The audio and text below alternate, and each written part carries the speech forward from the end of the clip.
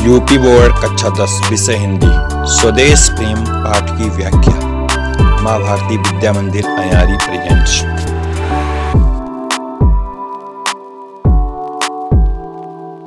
कक्षा 10 में हिंदी विषय के अंतर्गत प्रस्तुत है स्वदेश प्रेम नामक पाठ की व्याख्या, जिसके रचनाकार राम नरेश त्रिपाठी जी हैं, जिनका जन्म 1889 ईस्वी को उत्तर प्रदेश के कोयरीपुर नामक ग्राम में, जनपद जौनपुर में कोयरीपुर नामक ग्राम में हुआ था। सुप्रसिद्ध कवि राम नरेश त्रिपाठी, उनकी ये रचना स्वदेश प्रेम। तो आइए प्रस्तुत है ये रचना।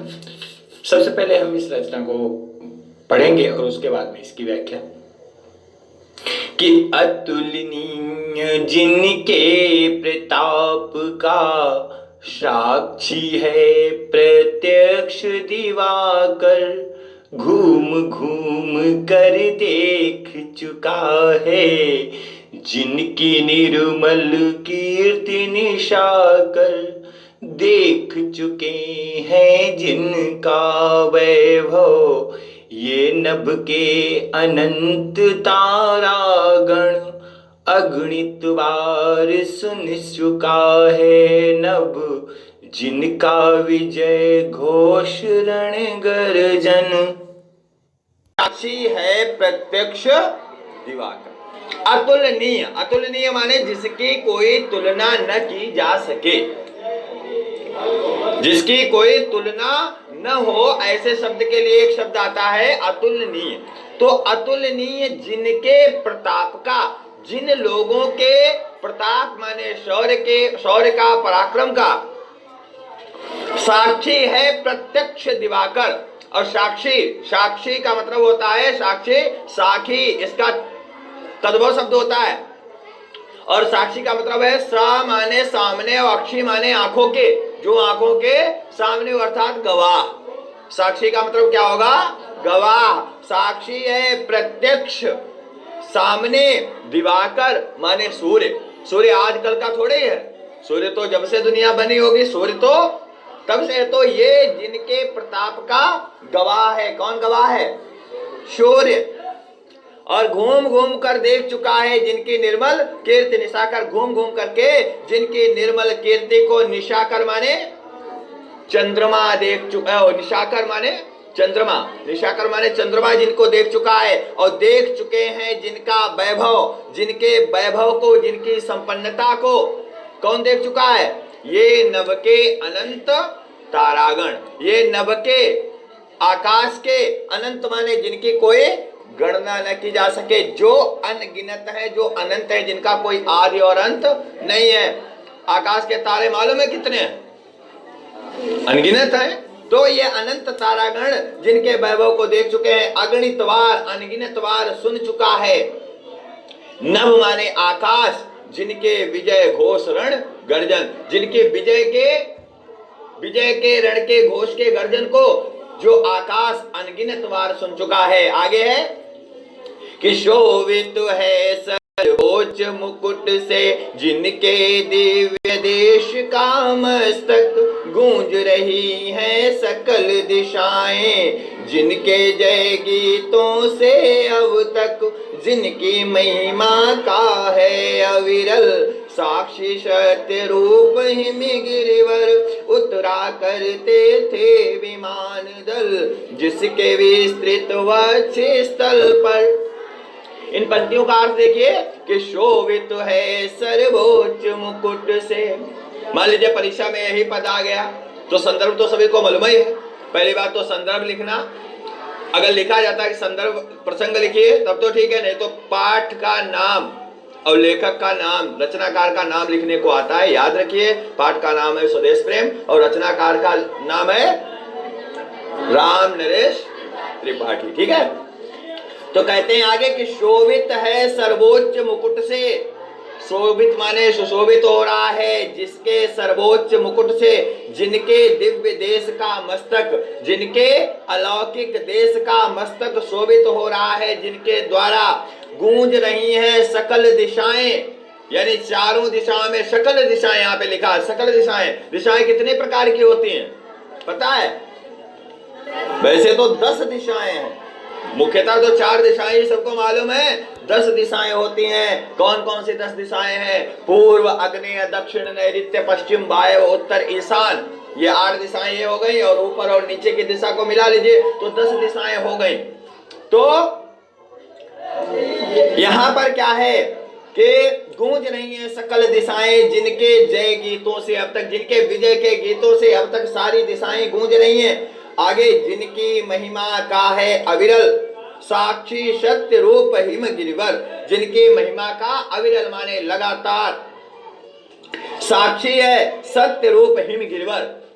सत्य रूप में कौन? हिम माने ये हिमालय, गिर हिमगिर, और गिर माने होता है पर्वत, वर माने श्रेष्ठ। ये श्रेष्ठ हिमालय जिनकी महिमा का साक्षी है, क्योंकि उतरा करते थे विमान दल जिसके विस्तृत वक्ष स्थल पर। विमान दल, विमानों के दल जिसके विस्तृत वक्ष स्थल पर उतरा करते थे। कब उतरा करते थे?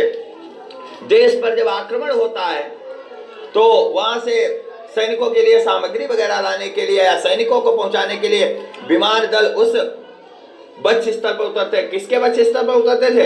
हिमालय के वक्ष स्थल पर उतरते थे। तो ये हिमालय उन बातों का गवाह है। आगे, कि सागर निज छाती पर जिनके अगणित अर्णव पोत उठाकर पहुंचाया करता था प्रमुदित भूमंडल के सकल तटों पर। आगे, कि नदियां जिसकी यश धारा से बहती हैं अब वे निशिवासर, ढूंढो उनके चरण चिन्ह भी पाओगे तुम इनके तट पर। कहते हैं आगे, कवि कहता है कि सागर निज छाती पर जिनके, सागर समुद्र, निज माने अपनी छाती पर, जिनके अगणित अर्णव पोत उठाकर अनगिनत जहाजों को ले जाकर के पहुंचाया करता था प्रमुदित भूमंडल के सकल तटों पर। देखिए, तीनों प्रकार के सेनाओं के बारे में बात की गई है, जल सेना, थल सेना और नौसेना। समझ गए? नौसेना, वायुसेना और जल सेना, थल सेना। यहाँ पे हम थोड़ा कंफ्यूजन में थे। यहाँ पे क्या है कि तीनों, यहाँ पर कौन सी सेना की बात कर रहे हैं? नौसेना की बात कर रहे हैं। तो क्या कहते हैं? वो नौसेना जिस सागर निज छाती पर जिनके, सागर अपनी छाती पर जिनके अनगिनत अर्णव पोतों को उठा करके पहुंचाया करता था प्रमुदित, प्रमुदित माने प्रसन्न होकर के पहुंचाया करता था भूमंडल के सकल तटों पर। जितने भी किनारे हैं पृथ्वी के इस सागर के, तो उन किनारों पर ये पहुंचाया करता था। नदियां जिसकी यश धारा सी बहती हैं अब भी निशिवासर, नदियां आज वे जिनकी यश धारा के समान बहती हैं। निशि माने रात और वासर माने दिन, रात और दिन बहती हैं। ढूंढो उनके चरण चिन्ह भी पाओगे तुम इनके तट पर। उन वीरों के चरण चिन्ह, जो वीर यहाँ पर उतरे, जो वीर यहाँ पर आए, जिन्होंने यहाँ पर बलिदान दिया, उन वीरों के चरण चिन्ह तुम्हें आज भी इनके तटों पर मिल जाएंगे। अगला पद देखिए, चौथा, कि विश्वत रेखा का वासी जो जीता है नित हाँप हाँप कर, रखता है अनुराग अलौकिक वह भी अपनी मातृभूमि पर। ध्रुववासी जो हिम में तम में जी लेता है कांप कांप कर, वह भी अपनी मातृभूमि पर कर देता है प्राण निछावर। यहाँ पर कवि कहता है कि जो व्यक्ति, जिस व्यक्ति ने इस पृथ्वी पर जन्म लिया है, इस धरा पर जन्म लिया है, और उसने जहां भी जन्म लिया है वहां वो अपनी मातृभूमि से प्रेम करता है। कैसे प्रेम करता है? कहता है कवि कि विश्वत रेखा का वासी, जो विश्वतीय प्रदेशों में रहने वाला, जहां भयंकर गर्मी पड़ती है, ऐसे भयंकर गर्मी के प्रदेशों में रहने वाला जो व्यक्ति है, जो देशभक्त है, जीता है नित हाँप हाँप कर। वो हाँप हाँप करके जीता है, अर्थात बड़ी उसे परेशानी होती है, मगर फिर भी क्या रखता है? अनुराग अलौकिक। फिर भी वो अलौकिक अनुराग रखता है, अप्रतिम अनुराग रखता है। किससे? अपनी मातृभूमि पर, वो भी अपनी मातृभूमि पर अलौकिक अनुराग रखता है, अर्थात अपनी मातृभूमि से प्रेम करता है। वो ये नहीं कहती है कि हमें हमारी धरती क्या देती है, हमें तो परेशानी ही देती है, मगर फिर भी वो अपनी उस मातृभूमि के लिए प्राणों को न्यौछावर करने के लिए तत्पर रहता है। आगे कहते हैं कि ध्रुववासी जो हिम में तम में जी लेता है कांप कांप कर। जो ध्रुवीय प्रदेशों में रहने वाले व्यक्ति हैं, जो ध्रुवीय प्रदेशों में रहता है, वो भी हिम माने बर्फ में, तम माने अंधकार में। वहां कहा जाता है ध्रुवीय प्रदेशों में 6 महीने रात होती है। रात होने का मतलब क्या है, वहां सूर्य नहीं दिखाई देता है 6 महीने तक। इतनी ज्यादा ठंड होती है। उस भयंकर ठंड में, उस भयंकर अंधकार में वो व्यक्ति क्या करता है, वो कांप कांप करके जीता है, मगर फिर भी वो भी अपनी मातृभूमि पर कर देता है प्राण न्यौछावर। मगर जब उसे अपने प्राणों को बलिदान करने का अवसर आता, अपनी मातृभूमि की रक्षा का अवसर आता है, तो उसका स्वदेश प्रेम जागृत होता है और वो अपनी उस मातृभूमि की रक्षा के लिए अपने प्राणों का भी बलिदान कर देता है। अगला 5वां पद देखिए कि तुम तो हे प्रिय बंधु स्वर्ग सी सुखद सकल विभवों की आकर धरा शिरोमणि मातृभूमि में धन्य हुए हो जीवन पाकर। तुम जिसका जल अन्न ग्रहण कर बड़े हुए लेकर जिसकी रज तन रहते कैसे तज दोगे उसको हे वीरों के वंशज। आगे कवि कहते हैं कि तुम तो हे प्रिय बंधु, और तुम, अब हम लोगों की बात कर लो, हम लोग ऐसे स्थान पर पैदा हुए हैं जहां किसी चीज की कमी नहीं है। हर मौसम का आनंद लेते हैं, हर फसल का आनंद लेते हैं, हर त्योहार का आनंद लेते हैं। किसी भी प्रकार का कोई आतंकवाद नहीं है, किसी भी प्रकार की कोई ऐसी भूकंप या जो प्राकृतिक आपदाएं होती हैं वो भी यहाँ पर शून्य ही है। समझ गए? तो यहाँ पर तुम तो हे प्रिय बंधु, हे प्रिय बंधु, तुम तो स्वर्ग सी धरा पर आकर के तुमने जन्म लिया है। सुखद सकल विभवों की आकर, जो संपूर्ण सुख देने वाली, सुखद माने सुख देने वाली, सकल माने संपूर्ण, विभवों की आकर, विभवों का खजाना है, जो ऐसी धरा शिरोमणि मातृभूमि में, ऐसी शिरोमणि जो धरा है, ऐसी मातृभूमि में धन्य हुए हो जीवन पाकर। तुम ऐसी धरा पर जीवन पाकर के धन्य हो गए हो। तुम जिसका जल अन्न ग्रहण कर बड़े हुए लेकर जिसके रज, तुमने जिसका अन्न जल ग्रहण किया है और जिसकी धूल में तुम खेल करके बड़े हुए हो। एक कविता है कि जिसकी रज में लोट लोट कर बड़े हुए हैं, घुटनों केवल सरक सरक कर खड़े हुए हैं। तो वहां पर जिसकी रज में लोट लोट करके तुम बड़े हुए हो और जिसके जल अन्न को ग्रहण किया है, तन रहते कैसे तज दोगे, क्या अपने शरीर के रहते हुए उस मातृभूमि से प्रेम करना बंद कर दोगे? कैसे तज दोगे उसको हे वीरों के वंशज, तुम वीरों के वंशज हो। यानी यहाँ पर देशभक्ति की बात है कि अगर हमारी ऐसी मातृभूमि पर कभी कोई संकट आए, क्या तुम अपने प्राणों का मोह करोगे या अपने मातृभूमि के रक्षा करोगे? तुम वीरों के वंशज हो तो तुम्हें कायरता शोभा नहीं देगी। वहां पे क्या है, अगला देखिए 6ठा पद कि जब तक साथ एक विदम हो अवशिष्ट एक भी धड़कन, रखो आत्म गौरव से ऊंचे पलके ऊंचा सिर ऊंचा मन, एक बूंद भी रक्त शेष हो जब तक तन में है शत्रुंजय, दीन बचन मुख से न उचारो मानो नहीं मृत्यु का भी भय। कहते हैं कि जब तक साथ एक भी दम हो, दम माने सांस, समझ गए? कहा तनिक दम ले लेने दीजिए। दम का मतलब क्या है? एक भी सांस जब तक तुम्हारे अंदर शेष हो अवशिष्ट एक भी धड़कन जब तक तुम्हारे अंदर बची हो, रखो आत्म गौरव से ऊंची, अपने आत्म गौरव से ऊंची रखिए। क्या? पलकें, ऊंचा सिर ऊंचा मन, अपनी पलकें, अपना सिर और अपना मन ऊंचा रखिए। अर्थात किसी की दास्ता स्वीकार करने की जरूरत नहीं है। अगर तुम्हारे अंदर वीरता का भाव है, आत्मगौरव के लिए लोग अपने को बलिदान कर देते हैं। तो यहाँ पर यही बात बताई है लेखक ने, कहता है कि पलकें ऊंची रखो, ऊंचा सिर और ऊंचा मन, जब तक तन में हे शत्रुंजय, दीन वचन, जब तक एक बूंद भी रक्त शेष हो, एक बूंद भी रक्त, एक बूंद भी खून अगर शरीर में शेष बचा हो, जब तक तन में हे शत्रुंजय, हे शत्रुओं को जीतने वाले, तब तक दीन वचन मुख से न उचारो। कभी भी दीनता से युक्त वचनों को मुंह से मत उचारो, अर्थात किसी की दासता स्वीकार करने के लिए।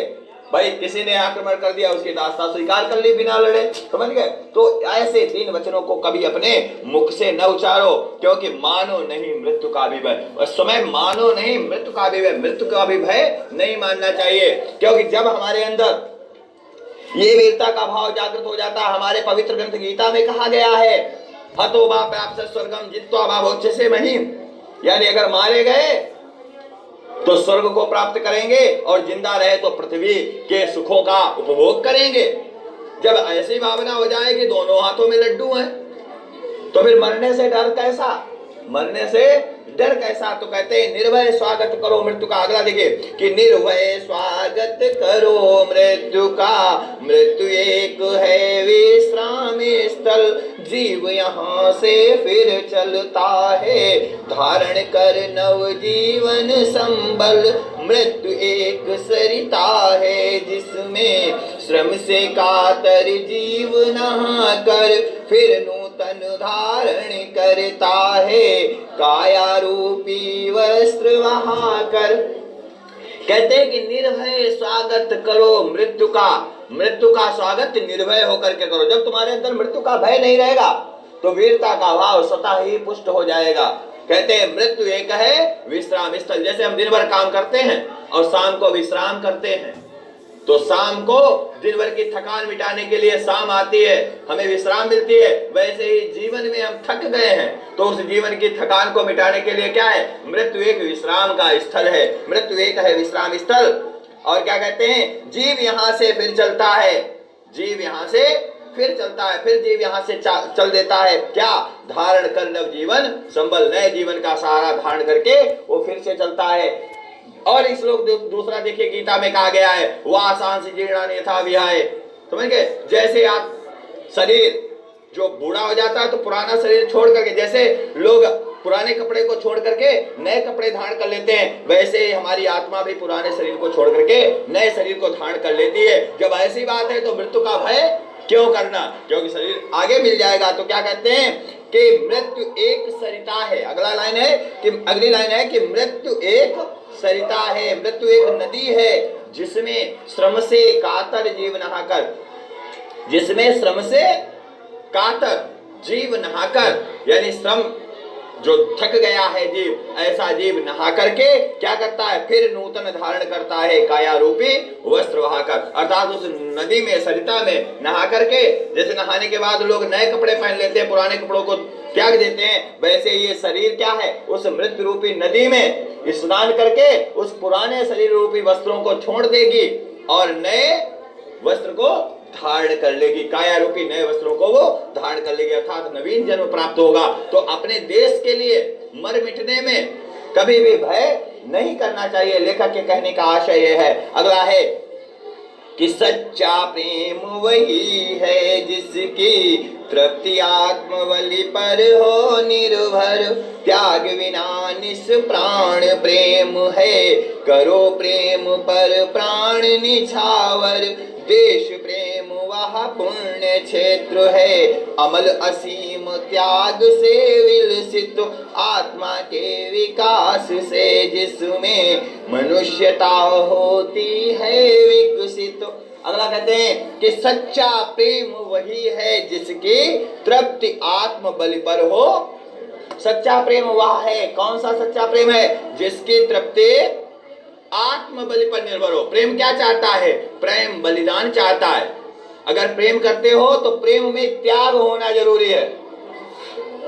लोभ स्वार्थ होता है और प्रेम क्या होता है? प्रेम त्याग होता है। तो जिसकी तृप्ति आत्म बलि पर, अपने को बलिदान होने पर निर्भर हो, वही सच्चा प्रेम है, लेखक कहता है। और त्याग बिना निष्प्राण प्रेम है। बिना त्याग का प्रेम कैसा है? निष्प्राण है, उसमें किसी भी प्रकार के कोई प्राण नहीं है, अर्थात वो प्रेम नहीं कहा जा सकता। करो प्रेम पर प्राण निछावर, प्रेम पर प्राण निछावर करो। देश प्रेम, और उसमें भी देश प्रेम का पुण्य क्षेत्र है। देश प्रेम ऐसा पुण्य क्षेत्र है अमल, जिसमें किसी भी प्रकार की कोई गंदगी नहीं है। अमल असीम, जिसकी कोई सीमा नहीं है। त्याग से विलसित, जो त्याग से युक्त है। आत्मा के विकास से, जिसमें मनुष्यता होती है विकसित, जिसमें आत्मा के विकास से मनुष्यता बढ़ती है, विकसित होती है। तो देश प्रेम कैसा प्रेम है? देश प्रेम स्वच्छ, असीम और त्याग से विलसित प्रेम है, जिसमें मनुष्यता का विकास होता है। तो सभी को अपने देश से प्रेम करना चाहिए, देश पर प्राण निछावर करने चाहिए। इस प्रकार से ये रामनरेश त्रिपाठी का देशभक्ति से गीत तुम्हारा पूर्ण हुआ। ठीक है, Subscribe now and press the bell icon. Never miss an update. Subscribe now and press the